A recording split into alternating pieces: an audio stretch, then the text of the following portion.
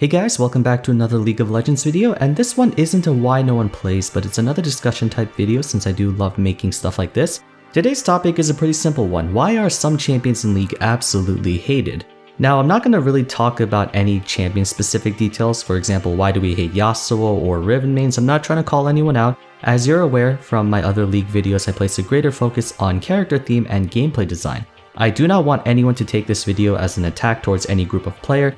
Once again, the point of these types of videos is to raise awareness and bring discussion on why things are the way they are in the game. Usually disagreements and conflict form because of a lack of understanding, and the goal of these discussions is to hopefully allow both parties to see more of the picture than just their respective sides.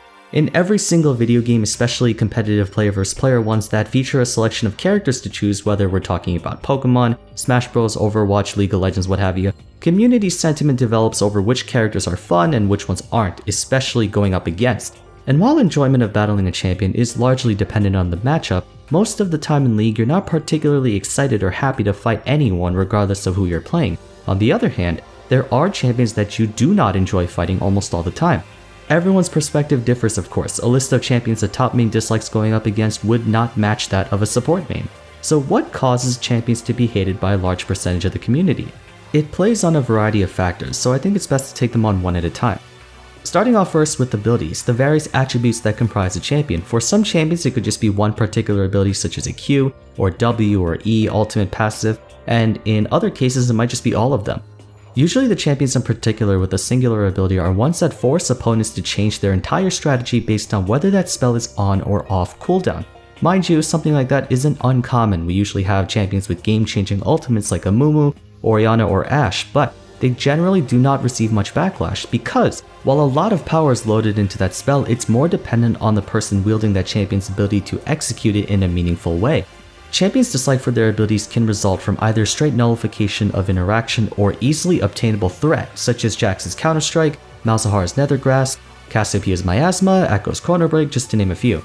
These guys do carry their fair share of vulnerabilities, many of which are easily exploitable, and yet have the capacity of completely turning the tables with just the press of a button that requires little to no effort to be used to begin with. If we go back to the previous ones mentioned like Amumu, Orianna, and Ashe, all three of them have extremely powerful ultimates, but the reason why players are completely fine with those is because there usually exist measures of counterplay or reactivity that you can use to evade them. All the same, that's not to say you can't counter the four disliked abilities mentioned above, but what separates the two of them is that unfun spells can be casted non-circumstantially as either a means of offense or defense, both cases usually being oppressive towards the enemy team. The stronger a champion can potentially be, the harder they have to be to play to reach that level of effectiveness. That's often why hypercarries, in spite of their ridiculous power, don't always have negative sentiments towards them, since their pressure is hidden behind a massive learning curve and many different situational elements in each game. Singular or multiple abilities lead to players complaining that certain champions are far too rewarding in terms of input and output, using phrases like no counterplay or brainless champion, as in it's far too easy to execute their combos or trades. An example of this would be the old Katarina back when she was made fun of for being a face roll champion, or even someone like Tryndamere who many people say is just right click to win. While they may be fun to play for some, it places the onus on the opponent to increase their level of play to overcome these types of oppressive kits for no reason other than that champion just existing with the get out of jail free card. Another reason players dislike certain champions is that they might have a tendency to force a playstyle from the enemy team, and also in some rare cases your own. This can either be through anti-carries and counter matchups, but they can also be because of the champion's pure pressure alone. When I talked about extremely powerful abilities, I touched on that topic that they single-handedly can alter the flow of a player or team's ability to play the game, usually without much difficulty. That can extend towards entire champions in general. Oftentimes Riot tries as best they can to create unique champions that stand out from the over 140 champions that exist in the pool already, just to add a sense of individuality to each one. But the problem is they usually do that by making them extremely specific in how they play and how to be played against, to the point where entire win conditions or macro play can change from their mere presence, whether it would be their ability to control areas of the map, disrupt tempo, fast travel, create easy setups, draw pressure, etc. It can lead them to be quite annoying since the enemy team, and in some occasions your own, have to drop what they're doing just to cater towards you. For example, champions like Twitch, Talon, Evelynn, Pyke have insanely fast and or near undetectable mobility, which makes them an almost omnipresent threat around the map. Meaning, if you're against any of them, you have to play in constant respect of that pressure if you don't know where they are at every given point in time.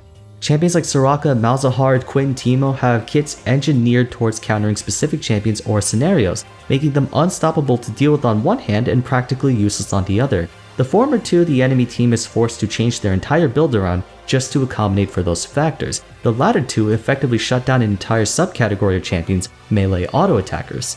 One more example would be heavy split pushers that make it so that they constantly have to be monitored so as not to lose a perfectly winnable game from a backdoor such as a Tryndamere, Udyr, Nasus, and such. Rogue playstyles all in all come with backlash since by design League of Legends is meant to be a team game, and while many of said playstyles are by all means viable and perhaps even appropriate for winning some of them, mandating everyone else to adhere to that win condition is where the frustration comes in. After all, both teams now have to take into consideration the fact that there's a 1000 stack Nasus who wants to just split push the entire game, refusing to group, and just overall does his own thing. That sort of dynamic is what often creates a too many cooks in the kitchen type of disagreement, where teammates argue over which course of action they should take to win the game. Probably the most notable reason for why champions are often hated is because of the assumed persona that players develop when fielding that champion, even more egregious if they one-trick it. Let's be real. Everyone knows about the Riven mains, Yasuo, Lee Sin, Vayne mains, the Singed one-tricks, the Tyler 1 alpha male Dravens, the Gold Funnel Yi and Taric duo, the Janna, Lulu, Yuumi mains, Vlad abusers, so on and so forth. Because of the way these champions play both in their respective roles and also their own themes, there seems to be a sort of generalization among the community that these champions each carry a benchmark personality for the players to embody. This is less on the champion and more how players envision the character, but it does play a part in any resentment that may be directed towards them. That's not to say everyone who play these champions are jerks or entitled to or egotistical. I've played with some pretty nice chill Yasuo mains if I do say so myself, but based on empirical data and just how they're portrayed among social media, YouTube, Reddit, etc., everyone develops this preconception that all Janna players are e-girls, or all Lee Sins are douchebags, or all Yasuos die 10 times per game. It's just sort of an inevitability that comes from each character having a personality.